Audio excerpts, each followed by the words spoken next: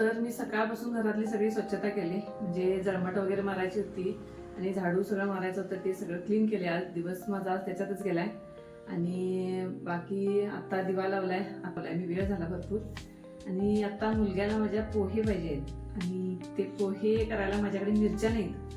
म्हणजे मिरच्या घेतलेल्या मी जास्त गुरुवारी, पण भडं वगैरे केला त्याच्यामुळे संपलं. आणि आता तो म्हणाला की तिखट घालून करून दाखव मला. मी पहिल्यांदाच आता पोहे तिखट घालून करणार आहे, कारण मिरच्या नाही आहेत माझ्याकडे. आणि आता बघूया कसं होतात ते पोहे.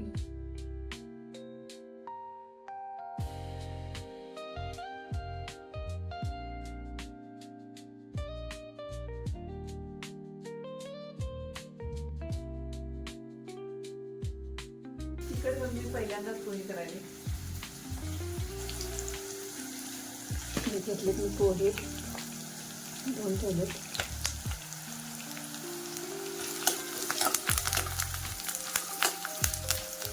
बटाटा घातला मी.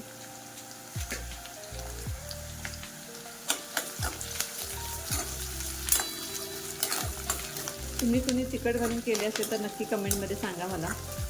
मी तरी पहिल्यांदाच करायले, कारण मिरच्या आणायला सांगितलेल्या होत्या त्याला, पण तो विसरून आलाय. त्यामुळे म्हणतो आता तिखट घालून मला करून दे. त्यामुळे आता मी तसंच करणार. बघू कसे होतात. आणि हे असे झाले पोहे.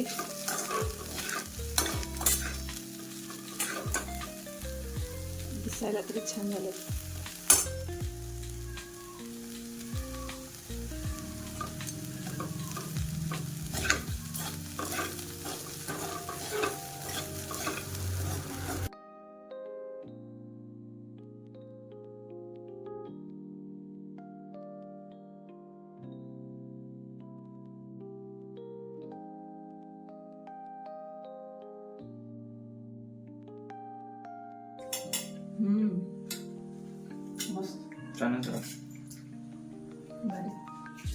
आधीमुळे एक वेगळी रेसिपी समजली आज. तिखट घालून पण पोहे करता येतात. खरोखर खूप मस्त झाले. तुम्ही पण करून बघा एकदा.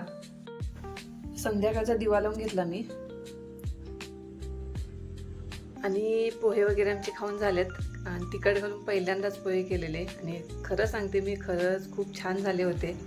आणि म्हणजे आधीच्या सांगण्यावरून केलं, कारण मिरची नव्हती त्याच्यामुळे तिखट घालून कर मला पाहिजे, आता भूक लागली म्हणून त्यानं सांगितलं म्हणून मी केले.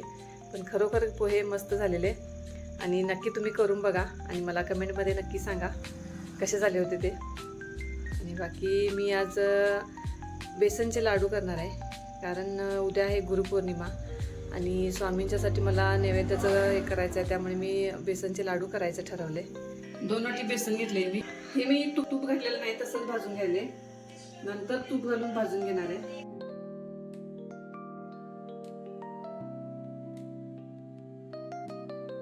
आता तूप घालणार आहे मी. हे बेसन आता परत एकदा तुपात भाजणार आहे मी.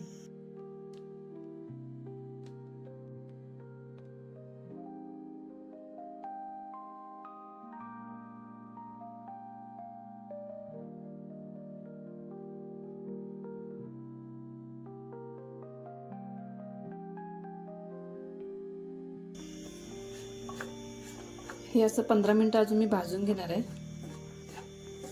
हे असं झाले, भाजले ह्याच्यात हे सगळं. हे जरा थंड करून घ्यायचं. आता कोमट झालं की मग त्याच्यात साखर घालायची बारीक केलेली. आणि प्रमाण म्हटलं तर मी 2 वाट्या बेसन घेतले, मोठ्या 2 वाट्या. त्याच्यात 1.5 वाटी साखर लागते, मिक्सरला लावून घ्यायची ती. आणि 1 मोठी वाटी तूप घातले मी. एवढं प्रमाण बरोबर परफेक्ट आहे याला. तूप थोडं जादा असलं तरी हे लाडू खूप छान होतात. आणि साखर पण तुमच्या आवडीप्रमाणे तुम्ही घालू शकताय, पण मी 1.5 वाटी घातले. म्हणजे वाटीच्या मापाने जे मी घेतले तसं 2 वाट्या बेसन, 1.5 वाटी साखर आणि 1 वाटी तूप, किंवा थोडंसं जादा चालतंय. एवढं प्रमाण मी बरोबर एवढं घातलं होतं. आणि हरभऱ्याची डाळ वगैरे मी घेतलेली नाही, कारण बेसन तयार होतं म्हटल्यानंतर त्याचेच करून बघायचे म्हणून मी दुकानमधनंच घेऊन आलेले. आणि पण छान झाले लाडू. पण हे बेसन थोडं भाजायला वेळ लागतोय, पण तुपाच्या अगोदर थोडा वेळ भाजून घ्यायचं आणि तूप घालून नंतर एक 15 मिनिटं भाजून घ्यायचं. म्हणजे बेसन लवकर भाजतंय आणि लाडू पण छान होतात. बेसन छान भाजले तर लाडू छान होतात. आणि साखर सगळी मी याच्यात घातले. हे सगळं आता मिक्स करून घेते मी. हातात असा गोळा करून बघायचा. असं जर हे घट्ट झालं तर समजायचं आपलं लाडू बांधायसाठी हे तयार आहे.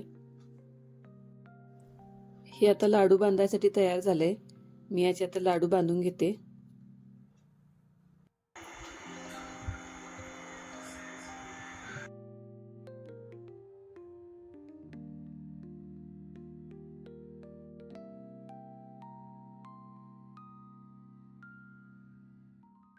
मी खूप दिवसांनी केलेत लाडू, पण तरी सुद्धा परफेक्ट झालेत.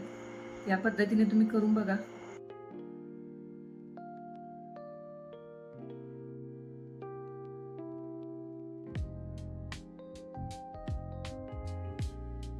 हे बेसनचे लाडू माझे करून झालेत आता. उद्या हे गुरुपौर्णिमा, स्वामींच्या नैवेद्यासाठी मी केलेत आणि उद्या सकाळी मी पूजेचं वगैरे आटपणार आहे लवकर आणि नैवेद्यासाठी मी ठेवणार आहे. आणि असे आमचे लाडू पण करून झालेत आज बेसनचे. याची रेसिपी मी डिटेल तुम्हाला आज दाखवले.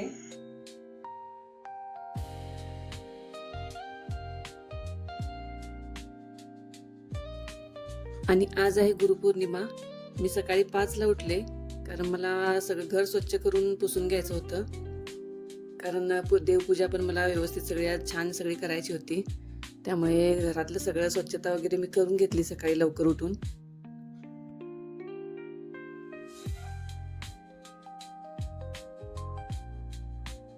आणि बाहेरचा परिसर वगैरे मी स्वच्छ केला. रांगोळी वगैरे काढली मी. हे बाहेरचं सगळं आवरलं मी आणि आवरून सगळं मग पूजेच्या तयारीला लागले.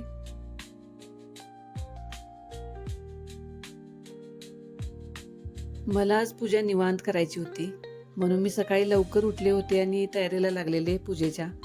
कारण असं की आज गुरुपौर्णिमा होती आणि आज स्वामींची पूजा वगैरे मला छान निवांत करायची होती.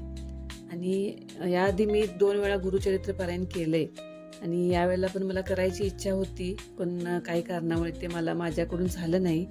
आणि आत्ता पूजा तरी करायची सगळी निवांत आणि जप वगैरे मला करायचं होतं, त्यामुळे वेळ लागणार होता मला पूजेला. तरी पण मी सगळं हे आवरून घेतलं.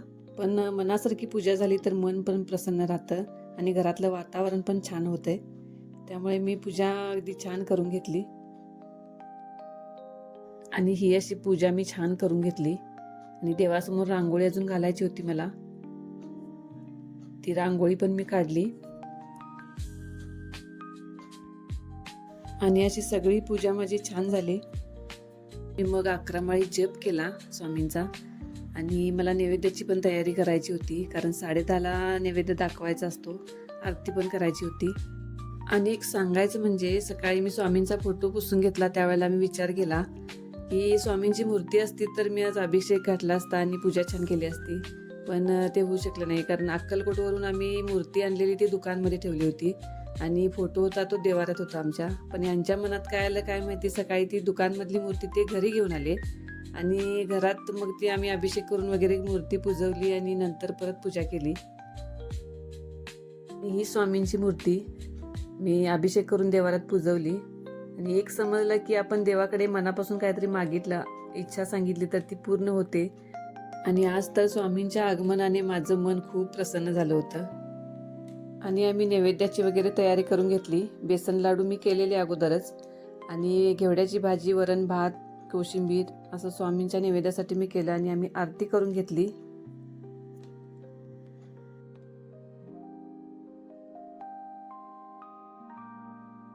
आरती वगैरे केली, नैवेद्य वगैरे दाखवला आणि पूजा वगैरे आमची छान झाली. आणि हे सगळं झाल्यानंतर आमच्या घरी आज पुंडलिक पण होता आणि सत्यनारायण पूजा पण आम्ही घरापुरती घातलेली. पूजेसाठी आम्ही घरचेच लोक होतो. फक्त माझ्या भावाला म्हणजे आमच्या दादाला थोडं बोलवलं होतं. आणि ते माळकर आहेत भाऊ माझे, त्यांना पुंडलिक पुजवायला बोलवलेलं. आणि पुंडलिक म्हणजे पंढरपूरला जाऊन आल्यानंतर पुंडलिक घालतात, त्यामुळे आम्ही सत्यनारायण पूजा आणि पुंडलिक एकदमच केला. आणि घरचीच माणसं सगळी होती, बाकी बाहेरचं कोण नव्हतं. असं आमचं नैवेद्याचं वगैरे आणि बाकी पूजेचं वगैरे सगळा कार्यक्रम छान झाला. आणि आरती वगैरे आम्ही करून घेतली सगळ्यांनी. दाजी पण होते, प्रमिला पण होती आणि आम्ही सगळ्यांनी मिळून आरती वगैरे केली. आणि असा दिवस आमचा सगळा पूर्ण पूजेचा वगैरे छान झाला. स्वामींच्या आगमनानंतर खरोखर मला खूप भारी वाटलं. आज दिवस आजचा तर खरंच खूप छान गेला.